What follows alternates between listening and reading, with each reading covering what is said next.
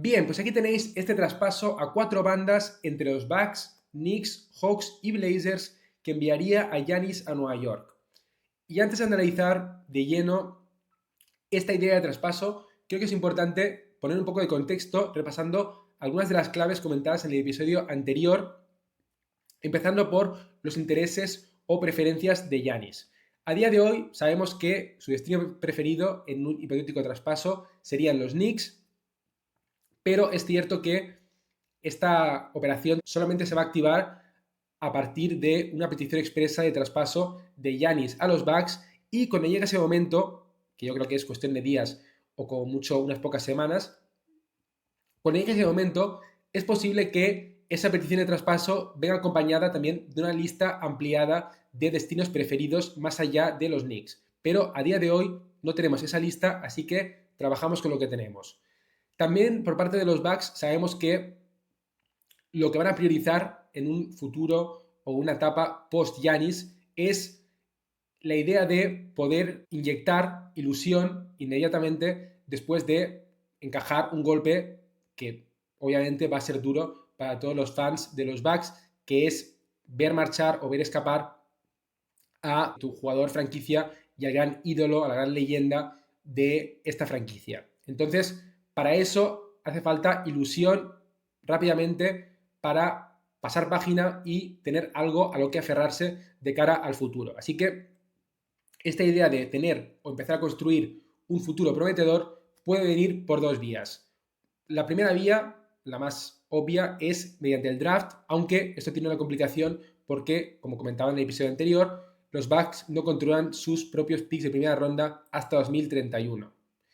Y la otra opción es fichar a un jugador joven, prometedor, que tenga el potencial para convertirse en el próximo jugador franquicia de los Bucks. Entonces, vamos a empezar explorando esta vía, la del traspaso por un jugador joven prometedor, porque creo que de esta forma se entiende cómo hemos llegado hasta este traspaso. Y para ello vamos a echar un vistazo a la lista publicada recientemente por ESPN, que es un top 25 de los mejores jugadores por debajo de los 25 años actualmente en la NBA. Así que vamos a verla y vamos comentando. Bien, pues aquí tenemos esta lista que voy a comentar brevemente, o sea, no me voy a enrollar demasiado analizando a todos estos jugadores que van a ir saliendo. Simplemente vamos a catalogar a los jugadores como potencialmente jugadores franquicia o no, y también ver cómo de probable es que sus equipos estén dispuestos a traspasarlos. Entonces, en el número 25 tenemos a Rich Shepard, un jugador que por sí solo no creo que los Rockets tuvieran inconveniente en traspasarle junto a jugadores prescindibles de su plantilla a cambio de Giannis. O sea, a nivel de propuesta de valor, creo que Rich Shepard y jugadores intrascendentes sería obviamente una cosa que aceptarían los Rockets. Entonces la pregunta es si los Bucks realmente creen tanto en él como para convertirle en su próximo jugador franquicia. Y aquí es donde a mí me entran muchas dudas porque es un jugador que fue drafteado con el pick número 3 en un draft muy flojo de hace 2 años. Es el draft en el que los Hawks seleccionaron con el primer pick a Risa Shea. También hay que tener en cuenta que el año pasado apenas pisó la pista porque es verdad que los Rockets son un equipo muy profundo, pero igualmente ya te da un poco de pistas de que es un jugador que quizá no es tan ilusionante como para construir toda tu franquicia en torno a él. Después tenemos a Ausar Thompson en el número 24, que este es un jugador que claramente, en mi opinión, no es potencialmente un jugador franquicia, sí que podría ser una segunda o tercera espada de élite, de un contender, seguramente más tercera que segunda, y que actualmente ese es el rol al que aspira en Detroit y que está perfectamente, como digo, capacitado para cumplirlo, pero creo sinceramente que no es lo que los Bucks estarían buscando. En el número 23, Josh Giddey, un jugador del que ya se rindieron los Thunder, y cuando Sam Presti desiste de un jugador, eso es todo lo que tienes que saber en cuanto al potencial de ese jugador. Vale que Josh Giddey este año está teniendo una temporada muy buena, los Bulls empezaron muy bien, ahora se han ido desinflando. Vemos aquí también estas estadísticas aparentemente increíbles de Josh Giddey, 20 puntos, casi 10 rebotes, 9 asistencias, o sea, casi triple doble. pero igualmente sus lagunas defensivas y su falta de precisión en el tiro exterior hace que sea un jugador que no sea de un calibre suficiente para protagonizar este retorno en un traspaso por Giannis. Después tenemos a Alexar de los Wizards. Aquí nuevamente, bueno, pick número 2 del mismo draft que Rich Shepard. Un jugador que dentro de unos años, cuando se acabe de desarrollar, porque aún está un poco verde, aunque sí que ha dejado pinceladas y destellos de ser un jugador muy interesante en defensa, pero igualmente insuficiente para mí para ser jugador franquicia. Jalen Sachs y Dyson Daniels en el 21 y 20, creo que son dos jugadores muy buenos y nuevamente repito la misma idea que con Ausar Thompson, jugadores de élite de rol complementarios, no jugadores franquicia, así que no lo acabo de ver y además también pues vemos que Jalen Sachs, por ejemplo, ya tiene 24 años,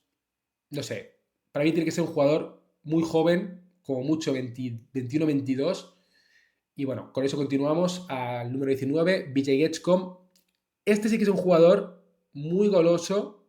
su carta de presentación a la NBA esta temporada está siendo muy buena,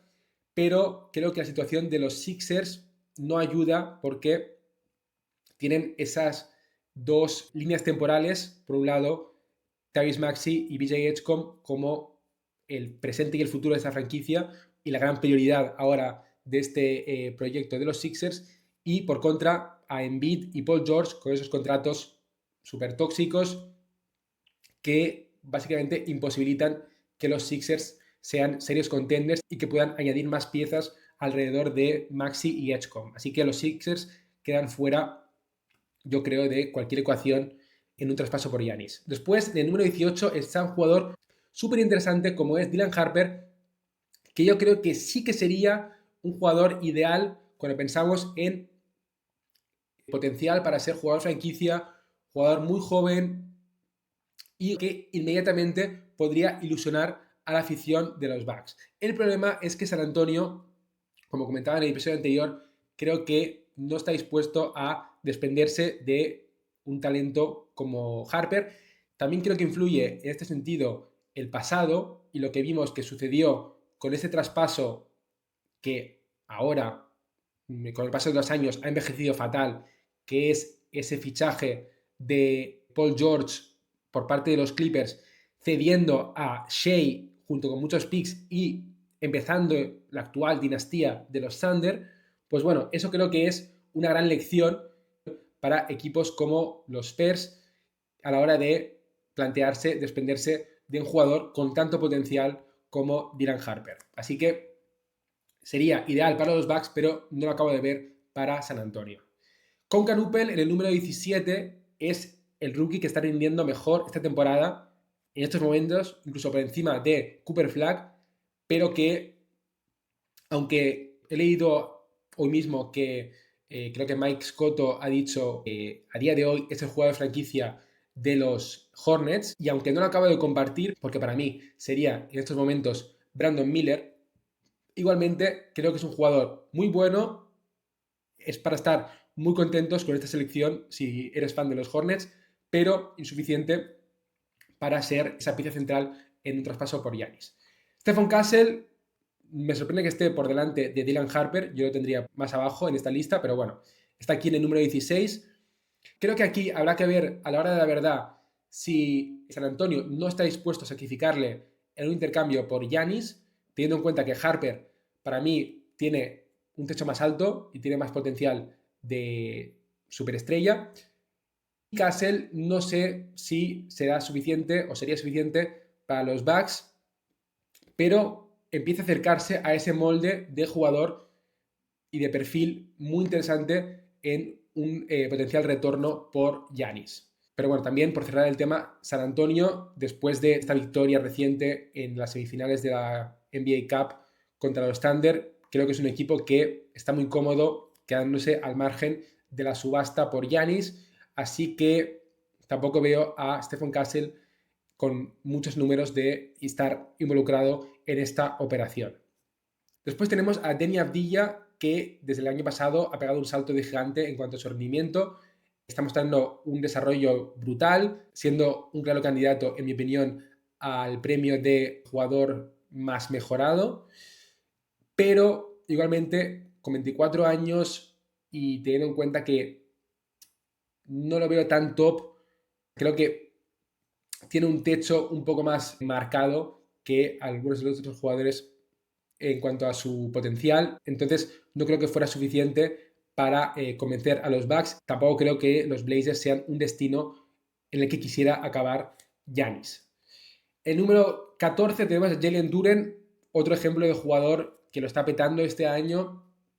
que se va a ganar un contratazo este próximo verano, pero que no lo veo como jugador franquicia porque, bueno, es pivot, salvo que seas un jugador tipo Jokic o tipo Wemby, no suele ser el prototipo de jugador franquicia. En el número 13, Pablo Banquero, aquí sí que tenemos a un jugador que daría este perfil, pero que está dejando algunas dudas con su rendimiento reciente y también viendo el impacto ganador o no tan ganador que está teniendo en los Magic, que por momentos parece que están mejor sin él, liderados por Franz Wagner, que es el número 12.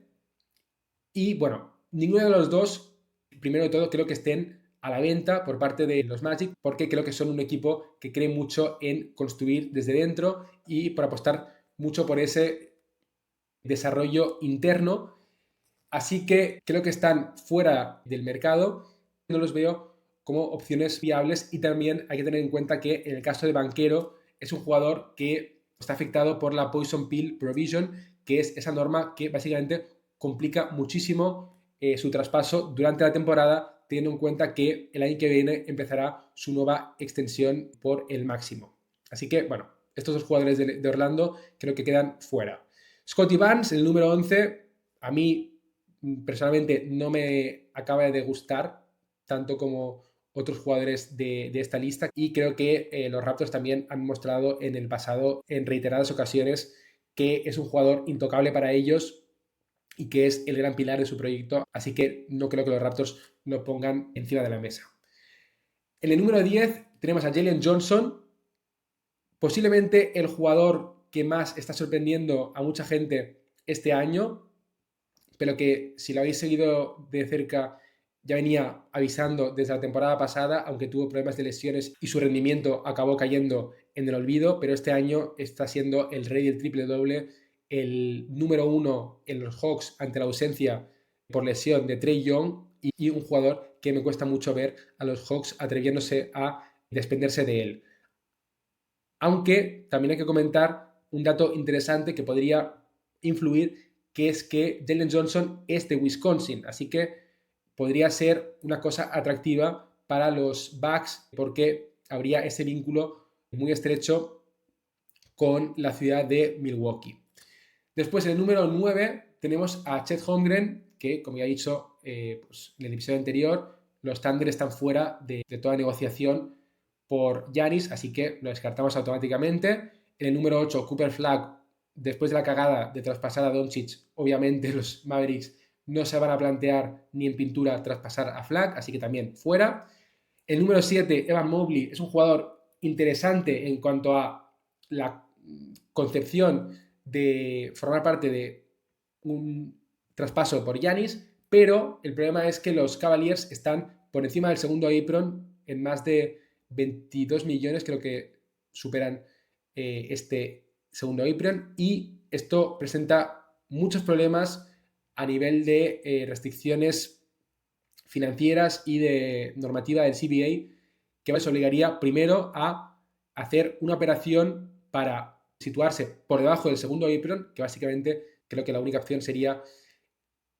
traspasar a DeAndre Hunter a los Jazz utilizando el trade exception que generaron los Jazz con el traspaso de John Collins a los Clippers,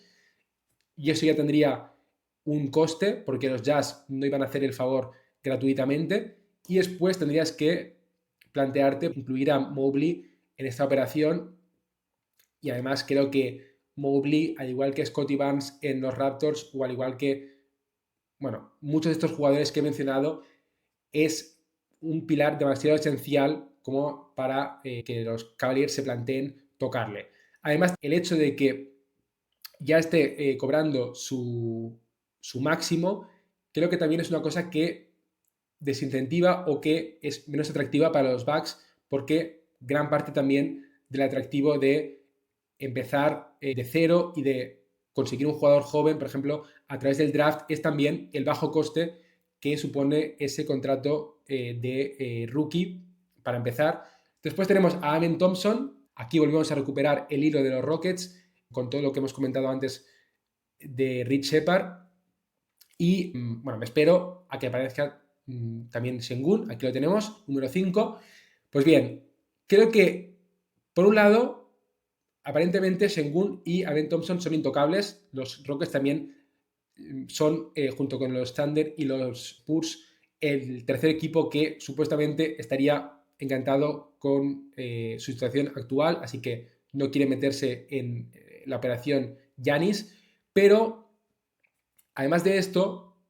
los Rockets tienen muchos picks futuros muy golosos, como por ejemplo algunos de los picks futuros de los Suns,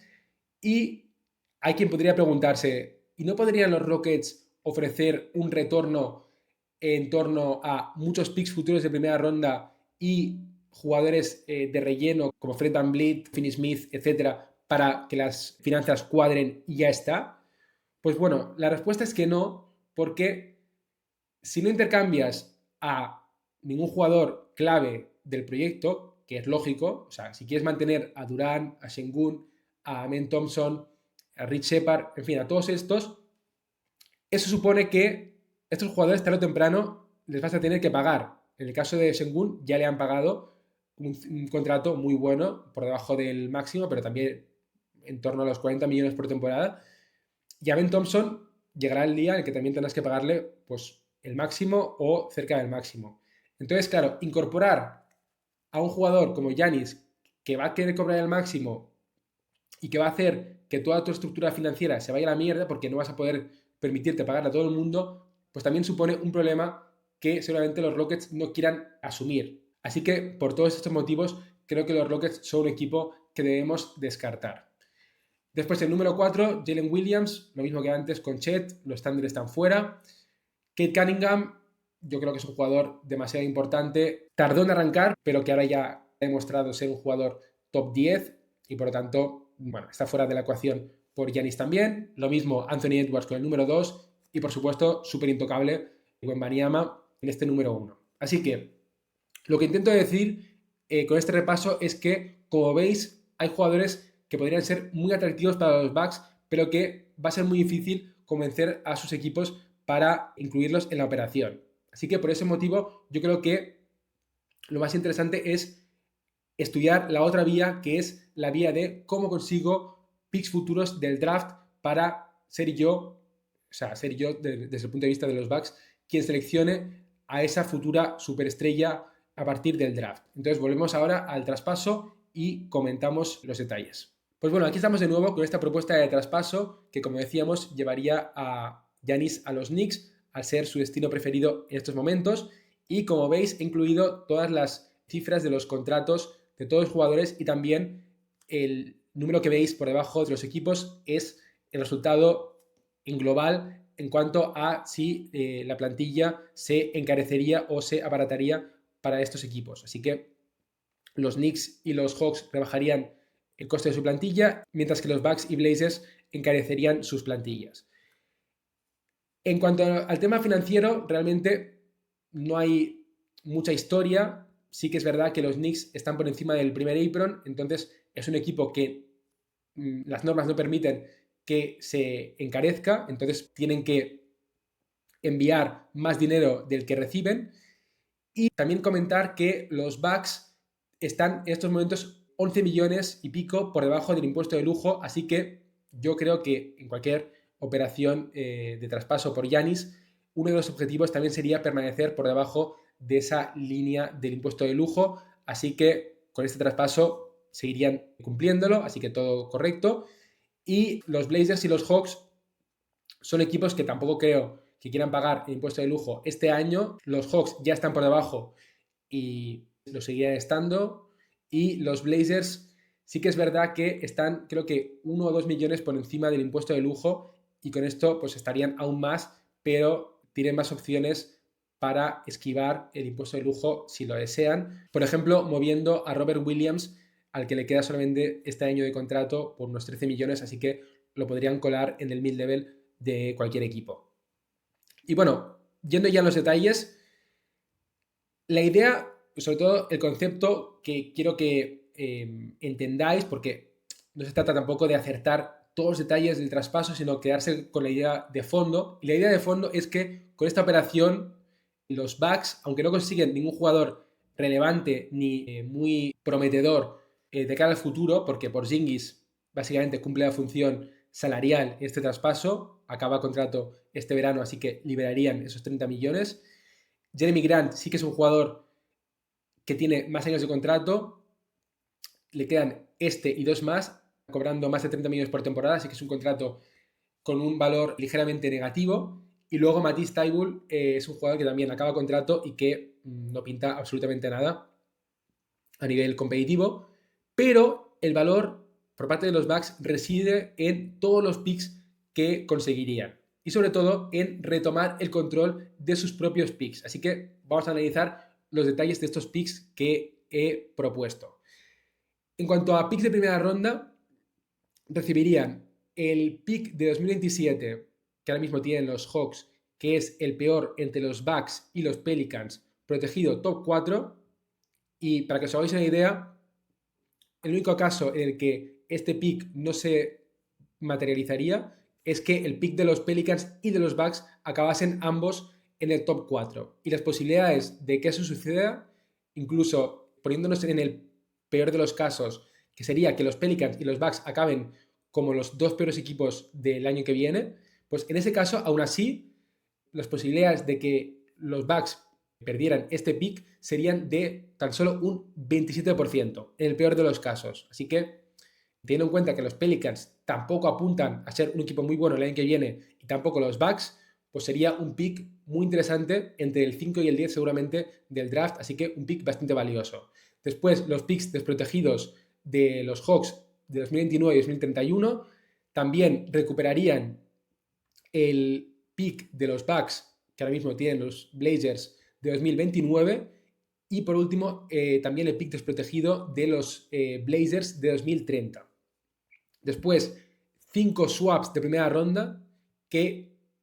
en la mayor parte serían cancelar o recuperar el swap que entregaron los Blazers en su momento a los Pelicans o a los Blazers. Así que estamos hablando de retomar el control de los picks de 2028 y 2030 de los Bucks, que ahora tienen los Blazers. También añadir los swaps desprotegidos de los Knicks de 2030 y 2032, que podrían ser muy valiosos porque para entonces Giannis ya va a ser muy mayor, lo mismo con Jalen Brunson, lo mismo con Towns, así que, como digo, vete a saber en qué punto se encuentran los Knicks a partir de 2030, así que swaps muy valiosos. Y por último, quería explicar exactamente mi idea en cuanto al pick de 2020 del que todo el mundo habla, que ahora mismo tienen los Hawks, que es el mejor entre los Bucks y los Pelicans, perdón, que me está liando. Y aquí mi propuesta es que los Hawks no le entreguen ese pick íntegramente a los Bucks, porque seguramente también los Hawks no quieran desprenderse de este pick tan valioso, sino que llegan a un punto intermedio. Y este punto intermedio consistiría en devolver o cancelar el derecho de intercambio o de swap con el pick de los Bucks y por lo tanto que los Bucks puedan tanquear con total libertad y que si tienen la suerte de saltar al top 4 del draft, pues que se puedan quedar con ese pick los Bucks. Y esto supone que el pick seguiría siendo muy valioso para los Hawks porque conservarían el pick desprotegido de los Pelicans, que a día de hoy creo que es el equipo con el segundo peor récord de toda la NBA, así que va a ser un pick muy bueno pase lo que pase. Y desde el punto de vista de los Bucks, como digo, controlas tú tu propio destino y si te pones en modo tanking agresivo, puedes maximizar tus opciones de acabar con un pick muy alto en este draft, que recordemos que es un draft muy potente. Y por último, he incluido también 5 picks de segunda ronda de los Knicks, porque creo que los Knicks son los que, si lo analizas fríamente en cuanto a valor, solamente entregar a Anunoby y Bridges y ningún pick, aunque sí que entreguen esos 2 swaps de primera ronda, pues creo que sería bastante generoso en favor de los Knicks, así que para equilibrar un poco la balanza he querido incluir también esos picks de segunda ronda. Y desde el punto de vista de los Hawks y los Blazers, que son dos equipos que están intentando competir ahora, es verdad que los Hawks creo que tienen menos prisa a la hora de acelerar las cosas, pero creo que Anunoby es un jugador que encaja a la perfección con la nueva identidad de estos Hawks, que son un equipo que desde la llegada de Dyson Daniels se han reinventado en base a una identidad más bien defensiva y que han incorporado todas las piezas posibles para darle las mejores opciones de competir también a Trae Young, porque lo que necesita es mucha defensa a su alrededor y creo que esto es lo que le han dado y lo que también podría aportar a Anunoby, con también ese muy buen tiro exterior que abriría mucho la pista en ataque. Así que bueno, es un jugador muy bueno y también que tiene contrato garantizado por varios años, lo cual también creo que es una cosa a valorar y muy interesante para un equipo como los Hawks, que al ser un mercado pues pequeño o mediano, pues también creo que agradecerían esta posibilidad de tener a un jugador tan bueno como Anunoby vinculado con contrato durante tantos años. Y desde el punto de vista de los Blazers, creo que es un equipo que tiene más prisa por competir ahora, por entrar en playoffs, porque además también supondría quitarse de encima esa deuda que tienen pendiente con los Bulls de ese pick protegido top 14, porque creo que esta deuda se mantiene, si no me equivoco, durante 3 años hasta que no entren en playoffs, así que quieren volver a ser un equipo relevante, quieren entrar en playoffs y creo que cambiar a Jeremy Grant y Matisse Thybulle, que no pinta absolutamente nada, por 3 jugadores de rotación y sobre todo un jugador tan bueno como Mikal Bridges. Además, estos 3 jugadores son buenos tiradores para un equipo que creo que en estos momentos es el peor equipo triplista de toda la NBA, así que por eso también he incluido a Luke Kennard. Y Bobby Portis pues es un jugador que para dirigir ofensivamente a una segunda unidad también puede ser muy interesante. Entonces, recapitulando, los Knicks consiguen su gran premio, que es juntar a Giannis con Branson y también con Towns, que no lo he comentado antes, pero es una combinación yo creo que muy potente en ataque porque mantienes todo ese espaciado que proporciona Towns y puedes hacer un two-man game muy interesante entre cualquiera de estos 3 jugadores, con el pick and roll con Branson o con pick and roll con Giannis manejando el balón y Towns haciendo el pick and roll o mejor dicho el pick and pop. Pues bien, presenta todo tipo de opciones muy buenas y muy potentes en ataque y en defensa es verdad que pierdes bastante con las marchas de Bridges y Anunoby, pero al final es uno de esos sacrificios que tienes que hacer en este tipo de operaciones. La identidad del equipo pasaría a ser 100% o casi 100% ofensiva, pero podrían ser un equipo tan imparable en ataque que la defensa, digamos que no importe porque nadie los pueda parar.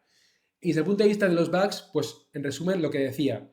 no es un intercambio que a bote pronto digas, wow, qué pasada para los Bucks, pero en realidad, si te vas a pensarlo, sí que es muy valioso todo este retorno. Principalmente porque recuperan el control absoluto de sus picks de 2026, 28, 29 y 30. O sea, todos los años menos uno, e incluso en 2027, que es ese año que falta, también tendrían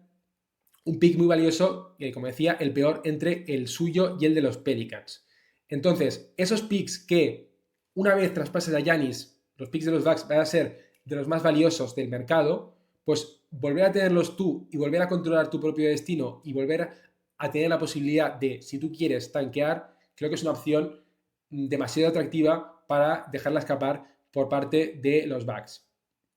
La duda sería si realmente Anunoby y Bridges están tan cotizados por los Hawks y los Blazers. Yo creo que sí que son jugadores que podrían encajar muy bien y creo que el precio que he planteado a pagar por los Hawks y los Blazers es razonable, viendo, pues, por ejemplo, lo que pagaron los Magic por Desmond Bane. Pues bueno, los Hawks estaríamos hablando de un total de 3 picks de primera ronda y un swap.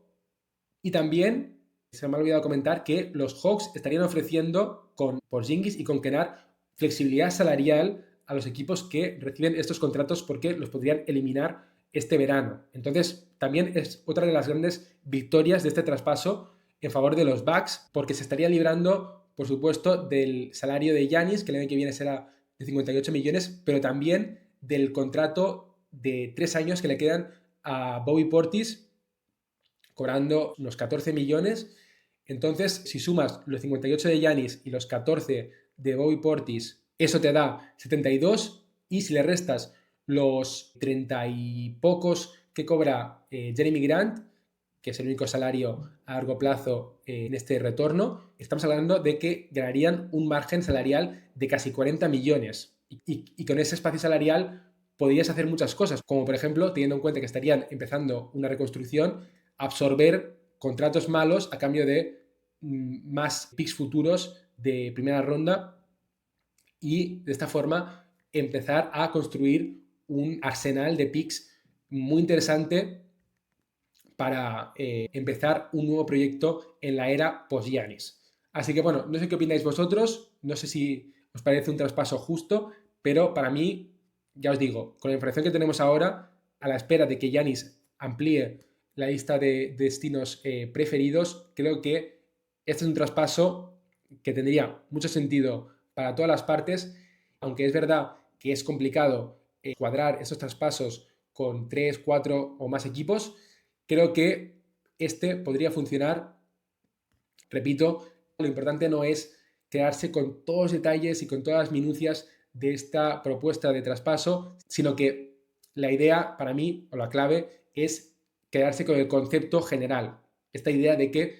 los Bucks podrían explorar una vía que mucha gente está ignorando, que es la de recuperar sus propios picks para recuperar el control de su futuro, y de esta forma saldar toda la deuda que acumularon en los traspasos por Holiday y Lillard. Así que nada, espero que os haya gustado este episodio. Os aviso que vamos a estar muy activos durante todo este mercado de invierno, analizando todos los traspasos que se vayan produciendo, y también vamos a ir planteando de la misma forma que hemos hecho con Giannis la situación actual de jugadores determinantes en este mercado, como pueden ser también Anthony Davis, Jonathan Kuminga, etc. Así que os animo a suscribiros al canal para no perderos absolutamente nada, y como siempre, gracias por estar ahí. Nos vemos en el próximo episodio.